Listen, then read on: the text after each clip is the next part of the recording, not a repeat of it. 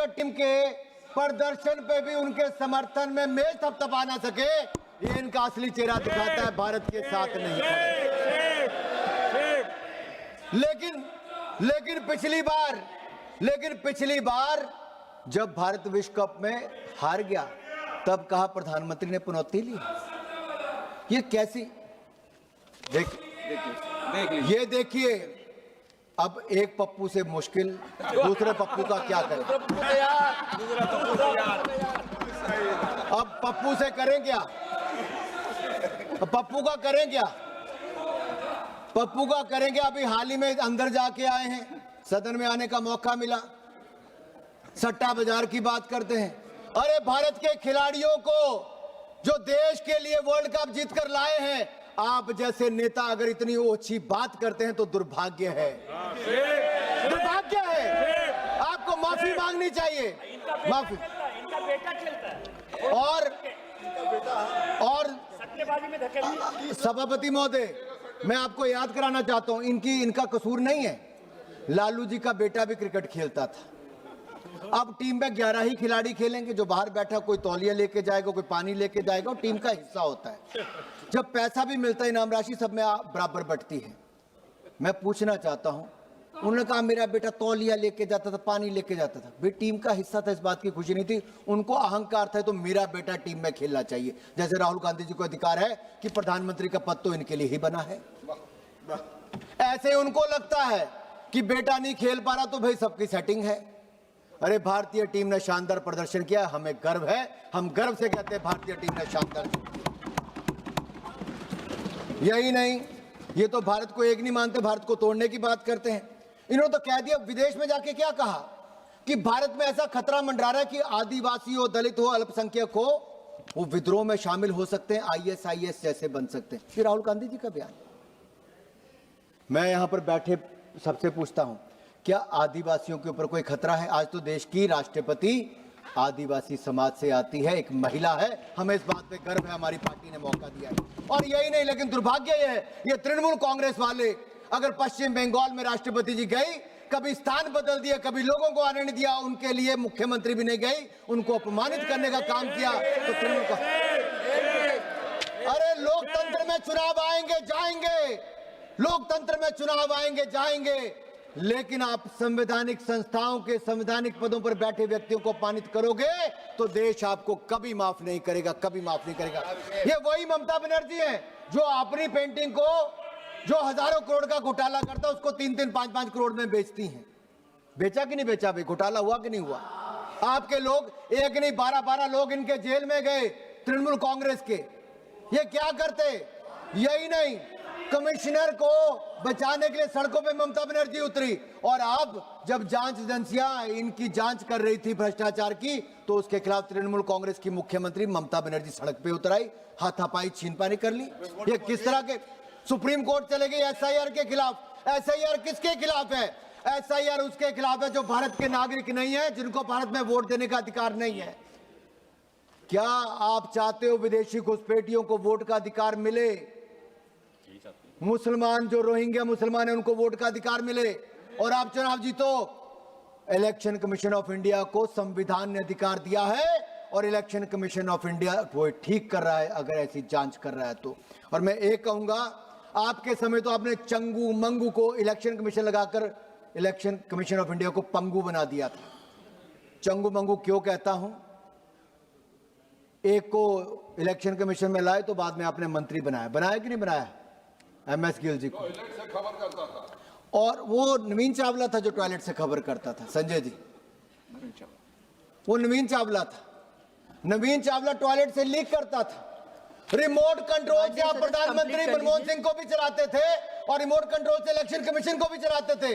आप अपने समय 12-12 पदों पर खाली छोड़कर देश का आर्मी चीफ अपने रिश्तेदार को बनाते थे। 4-4 जजों को सीनियरिटी में छोड़ के चीफ जस्टिस ऑफ इंडिया बनाते थे। जिसको दिल करे जांच, दिल करे नियम तोड़ते थे और आपको कोई पूछता नहीं था। आप संविधान को भी तोड़ने का काम करते थे। मैं इतना ही कहूंगा, हमारे स्पीकर महोदय ने इतना शानदार प्रदर्शन किया है कि आज नए रिकॉर्ड बनाए, लेकिन दूसरी तरफ और राहुल गांधी जी का रिकॉर्ड भी है जिन्होंने 2-2 सदनों में 14वीं 15वीं लोकसभा में तो एक प्रश्न भी नहीं पूछा, 0 प्रश्न पूछा था। कमेटी की मीटिंग में 20% हाजिरी नहीं है, सदन में 50% टाइम नहीं आते हैं, और सदन को गुमराह करके अविश्वास प्रस्ताव हमारे ओम बिरला जी के खिलाफ लाते हैं। मैं एक बात जरूर कहूंगा, जो कहते हैं कि पीएम बनना उनका जन्मसिद्ध अधिकार है, भारत की राजनीति में कोई कौसा नौतरा नहीं है। कौसा नौतरा जैसे विरासत में मिलने वाली कोई व्यवस्था नहीं है, जहां सत्ता के कुछ लोग निजी संपत्ति, और मैं इटली की बात कर रहा हूं। कौसा नौस्त्रा का मतलब है आवर थिंग। ये इटली में उत्पन्न एक कुख्यात पारंपरिक माफिया संगठन है। ये परिवारों का एक संघ है जहां पर उनके परिवार के लोगों को उच्च पद मिलता है। तो यहाँ कौसा नौस्त्रा नहीं है जहां की आपको वो मिल जाएगा। आपने हाउस को मिसलीड राफेल पे किया, बाकी विषयों पे किया। आपने कंप्लीट कर बस 1 मिनट में खत्म, 1 मिनट पूरा। आप सैम पिट्रोडा की बात सुनते, वो सैम पिट्रोडा जो कहते 84 में जो हुआ सो हुआ, यानी कि सिखों का कत्लेआम हुआ तो हुआ। ये कैसी बात है? आपने जिद करके सनक के आगे अपने पूरे हाउस को गुमराह करने का काम किया। सभापति जी, ये लोकसभा किसी के परिवार की जागीर नहीं, लोकसभा किसी गठबंधन का मंच नहीं है। लोकसभा भारत के 140 करोड़ भारतीयों के आस्था का केंद्र है और आस्था का केंद्र रहेगा। इस आस्थाओं को कमजोर करने की कोशिश आपने इमरजेंसी में भी की, संविधान संशोधन में भी की, बार बार भारत पर प्रहार करके भी की, तब भी देश झुका नहीं, देश डरा नहीं, देश ने आपके खिलाफ वोट दिया। आज भी सदन चलेगा, नियमों से चलेगा, संविधान बचेगा और संविधान से ही देश आगे चलेगा। आप जैसे लोग जितना मर्जी रोकना चाहे कभी रोक नहीं पाएंगे। ये देश बाबा साहब अंबेडकर के संविधान से चलेगा सभापति जी, लेकिन उन्हीं बाबा साहब अंबेडकर को अपमानित कांग्रेस पार्टी ने किया, प्रताड़ित किया, हराया। और राहुल गांधी जी ने तो अपने पांव के आगे उनके चित्र को, आपको तस्वीर जनता के सामने है, संविधान निर्माता की तस्वीर उनके पांव के आगे थी। ये कैसे है? धन्यवाद माननीय सदस्य। अंत में इतना ही कहूंगा, ये संविधान को तोड़ने मरोड़ने वाले भी हैं, सदन पर प्रहार करने वाले भी हैं, स्पीकर के खिलाफ अविश्वास प्रस्ताव लाने के लिए भी हैं। लेकिन सदन ने एक तरफ कहा है, हर पार्टी के सदस्य ने कहा कि ओम बिरला जैसा अध्यक्ष नहीं मिल सकते, क्योंकि ओम बिरला जी ने जो किया वो पार्टी लाइन से बाहर निकल के फर्स्ट टाइमर्स को, जो पहली बार भी सांसद बने उनको भी बोलने का मौका दिया। मैं इसलिए कह रहा हूं सभापति जी, 14वीं लोकसभा में जब मैं सांसद बन के आया, सोमनाथ चटर्जी सांसद थे। 15वीं में मीरा कुमार जी थी जब मैं सांसद बना। उसके बाद स्पीकर थे, फिर सुमित्रा ताई बनी, अब ओम बिरला जी है। मैं कह सकता हूं 5 बार का सांसद होने के नाते, अगर मुझे कभी एक बार एक स्पीकर ने कहा कि विपक्षी दलों के हों या अपने दल के हों जो पहली बार के सांसद हैं, उनको जाके कहो कि 0 आवर में कुछ बोलें, अपने क्षेत्र का विषय को उठाएं, उनको बताओ कि नियमों का पालन कैसे होता है या बोलना कैसे है। लोकसभा स्पीकर ने इतना बड़ा मन करके कहा। ओम बिरला जी को मैं साधुवाद भी देता हूं। आज पूरा सदन उनके साथ खड़ा है और देश भी देख रहा है कि संविधान को बचाने वाले के साथ आज सदन खड़ा है। आपने मुझे बोलने का अवसर दिया। इस अविश्वास प्रस्ताव के खिलाफ सब लोग अपना वोट करें और ओम बिरला जी को हम जल्द अपनी सीट पर देखेंगे। इस देश के सदन को चलाएंगे, लोकसभा सदन को चलाएंगे। धन्यवाद सभापति जी। माननीय अनुराग ठाकुर जी ने,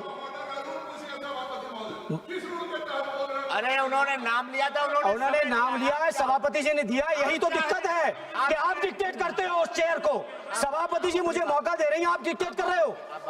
माननीय सभापति जी, अनुराग ठाकुर जी ने चीन के मुद्दे पर कहा कि श्रद्धेय नेताजी लगातार चीन का विरोध किए हैं, और ये सच है।